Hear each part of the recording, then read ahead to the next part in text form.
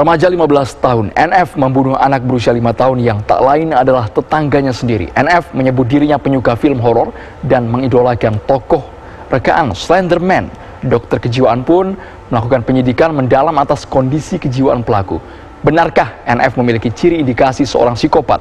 Jejak kasus hadir dengan tajuk Jejak Slenderman, pembunuh bocah 5 tahun.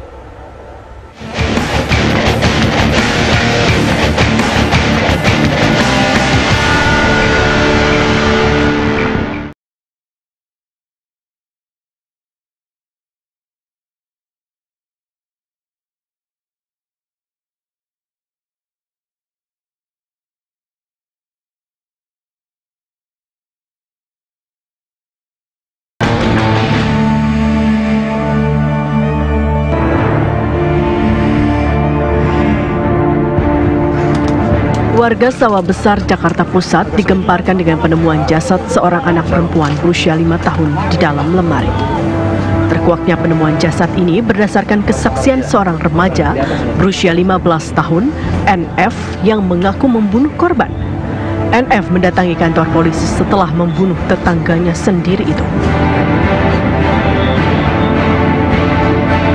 Hal lain terkuak dari kasus ini adalah bahwa selain berada di bawah umur, remaja perempuan itu diduga memiliki indikasi psikopat setelah polisi menemukan sejumlah barang bukti. Papan curhat, begitu NF menyebut rangkaian tulisannya dalam papan tulis ini. Polisi pun menemukan serangkaian lukisan hingga curahan hati pelaku dalam buku tulis. Ini adalah salah satu tokoh favoritnya, ada Slenderman di sini. Ini kisah tentang film kekerasan atau horor. Kemudian juga yang cukup menarik, juga sudah beberapa kali menulis seperti ini.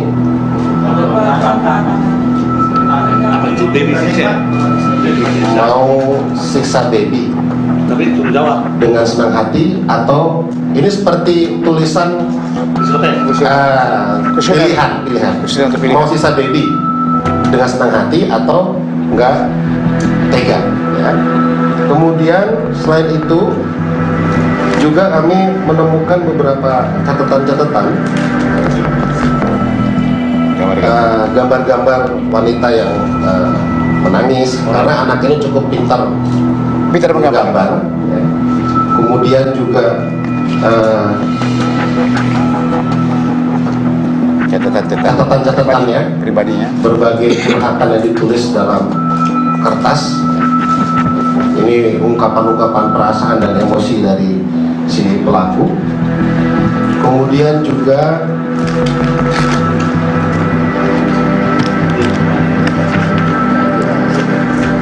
ini juga yang cukup menarik. Kalau dilihat di sini bahwa korban terikat, kemudian dimasukkan ke dalam lemari. Yang bersangkutan juga sudah pernah menggambar. Ini terlihat bondage. Ya, jadi ini terikat. Korban sama tersangka sama-sama terikat, sama-sama senang.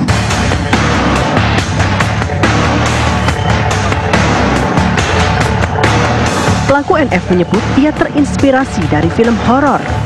Benarkah pengakuan NF atau memang ada masalah kejiwaan lain yang ia miliki? Tim dokter Rumah Sakit Polri Kramat Jati, Jakarta Timur mulai melakukan pemeriksaan tahap awal pada kejiwaan NF.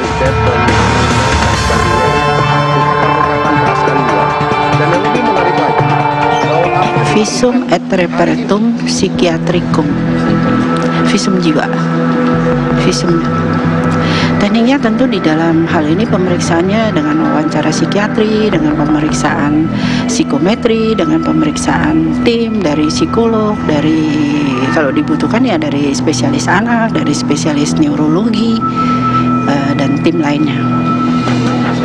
Sebenarnya ya kita gali itu adalah di dalam kesimpulan nanti ya, apakah orang ini mengalami gangguan jiwa atau tidak, apakah gangguan jiwa ini berkaitan dengan masalah tindakannya, apakah dia memenuhi unsur-unsur dapat bertanggung jawab terhadap kasus yang dia lakukan.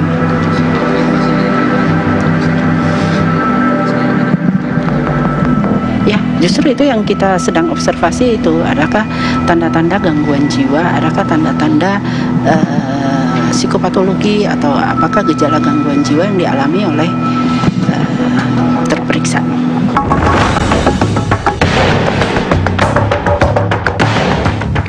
Lalu bagaimana sebenarnya keseharian NF yang masih duduk di sekolah menengah pertama ini? Benarkah ia memiliki perangai agak berbeda dari anak seusianya?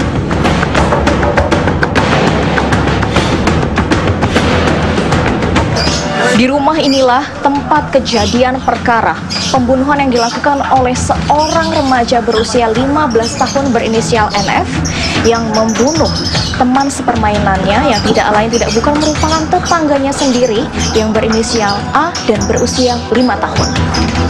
Di Jalan B Karanganyar, Jakarta Pusat, sang NF dengan tega dan berani membunuh teman sebayinya sendiri, bahkan melakukan pembuangan mayat di lemari kamarnya sendiri. Lantas, bagaimana perangai dari sang pelaku berinisial NF yang diketahui berusia 15 tahun ini? Jejak kasus akan menelusurinya.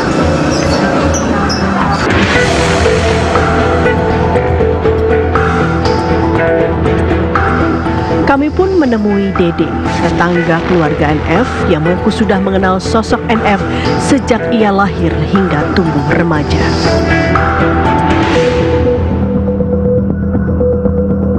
Ya kalau kesehari-hariannya sih biasa ya, layaknya anak-anak, cuman memang anaknya ini kan agak tertutup. Artinya aktivitas dia tuh pagi berangkat sekolah, pulang sekolah di siang, kadang-kadang kalaupun keluar saya nggak tahu itu les atau apa gitu ya. Terus sama paling kalau keluar ke warung, karena memang situasinya ya sama yang seperti yang Mbak lihat seperti inilah ya, memang nggak rame gitu, sepi.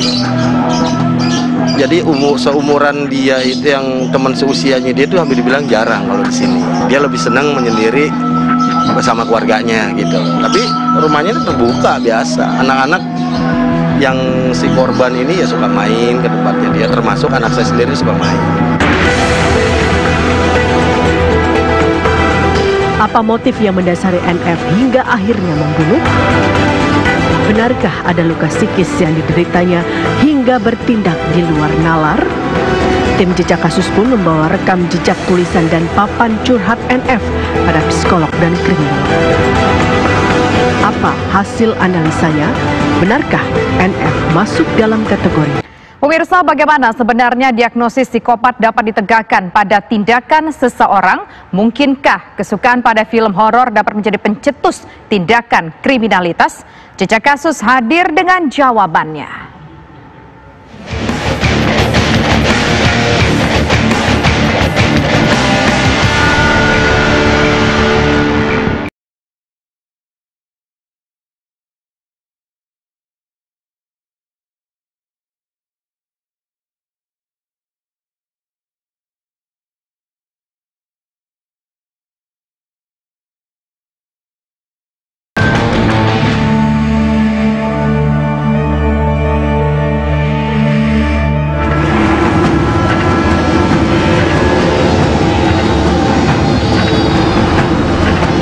Pembunuhan NF remaja tanggung terhadap anak usia 5 tahun yang tak lain adalah tetangganya sendiri tentu mengundang keprihatinan.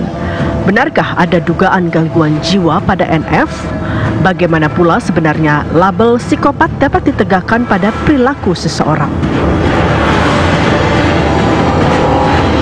Ya, berapa kali dia melakukan ini kapan saja dia melakukan itu kan harus diidentifikasi, baru kita bisa merumuskan atau menegakkan diagnosa bahwa dia psikopat.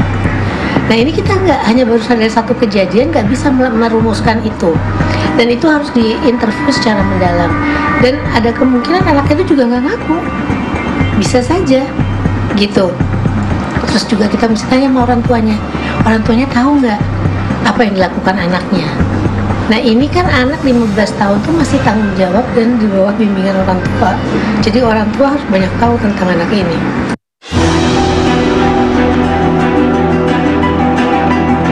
Psikolog Rosmini menyebut sebelum memberikan label kejiwaan tertentu pada seseorang tentu harus ada analisa mendalam. Sebetulnya gini, kalau ciri remaja itu kan terutama umur-umur 15 tahun sedang mencari identitas diri.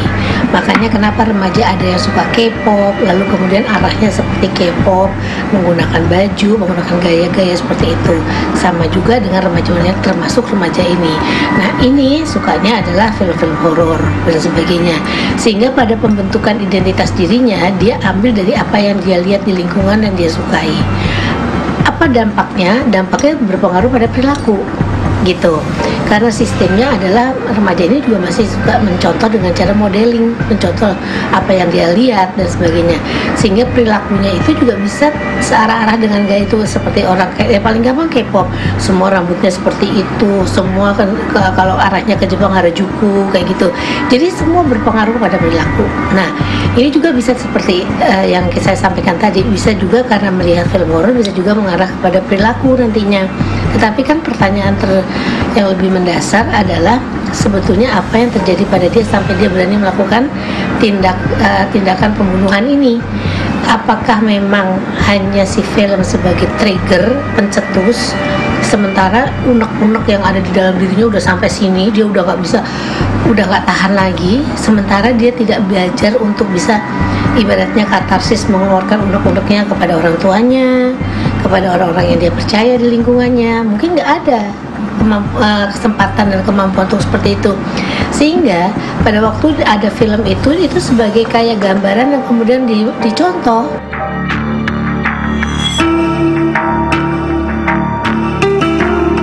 Lalu apa sebenarnya yang tersirat dari tulisan tangan dan lukisan NF yang ditemukan polisi di sudut kamarnya itu?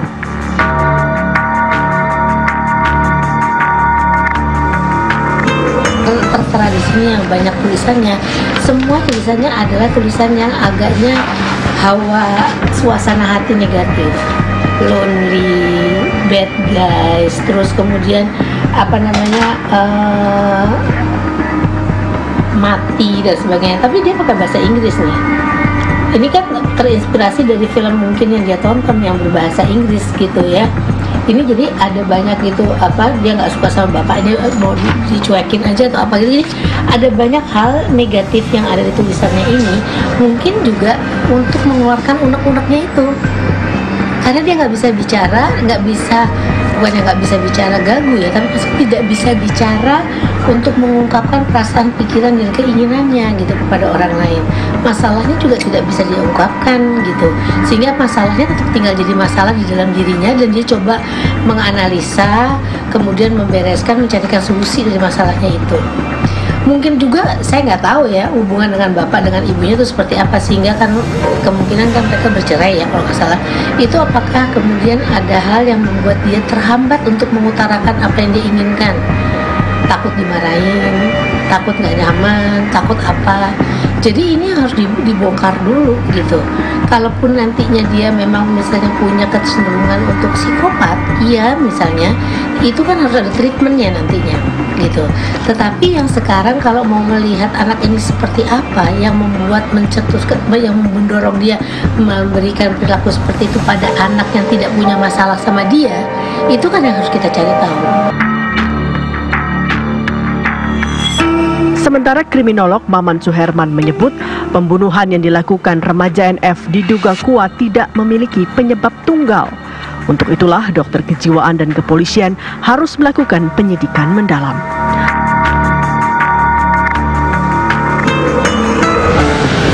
Katanya, menurut hasil kajian, orang-orang yang mengalami kerusakan prefrontal cortex, bagian otaknya yang berkaitan dengan perencanaan yang sifatnya kognitif, pengambilan keputusan, menilai perbuatan-perbuatan yang terjadi di sekelilingnya itu, kalau dia mengalami kerusakan itu dan dibiarkan berlama-lama dan sampai dewasa, itulah yang kemudian sama dengan ciri-cirinya psikopat. Tapi kita tidak bisa dengan mudah untuk langsung menilai seperti itu. Lagi-lagi kita butuh kajian yang mendalam tentang hal tersebut supaya nggak salah dalam penanganannya. Kita nggak bisa langsung menjudge seorang punya kelainan jiwa, karena itu ranahnya psikolog, ranahnya psikiater misalnya nanti. Yang pasti bahwa penyebabnya tidak tunggal yang membuat anak kemudian berperilaku antisosial seperti ini. sangat tidak tunggal dan banyak hal yang harus dikaji. Jadi bukan semata-mata karena tontonan, karena nanti anak-anak lain akan bilang, saya juga nonton Chucky tapi tidak mengalaminya. Ya karena mungkin dia tidak punya pengalaman yang sama perihnya dengan, atau punya pengalaman yang identik dengan apa yang dialami oleh anak tersebut. Jadi nggak bisa untuk memukul rata dengan melihat pada satu faktor. Kita akan salah untuk proses penanganan lebih lanjut.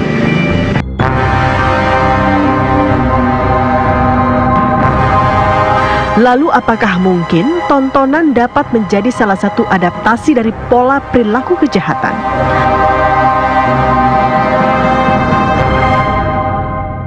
Yang tidak semua yang nonton film horor lalu jadi pembunuh kan? Bahwa apa yang kita lihat, apa yang kita dengar, apa yang kita rasakan, apa yang kita konsumsi, termasuk mengkonsumsi tontonan, mempengaruhi secara pandang kita, bisa. Tetapi apakah habis nonton kemudian langsung melakukan hal tersebut dan berencana melakukan hal tersebut? Tidak. Bahwa ada proses imitasi, proses mencontoh.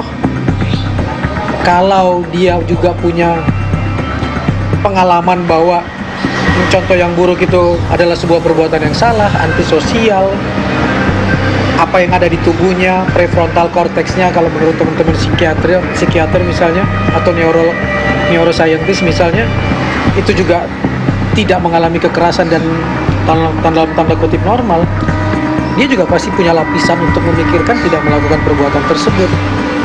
Jadi sekali lagi saya selalu nekanin, nggak ada faktor tunggal. Saya bertemu dengan teman-teman anak-anak kita yang umurnya 13, 14, 15, 16 di LP anak. Nggak ada yang kemudian tunggal. Bahkan anak-anak yang melakukan tawuran di jalanan, yang terpojok lalu kemudian membunuh, ada yang tidak menyiapkan apa-apa.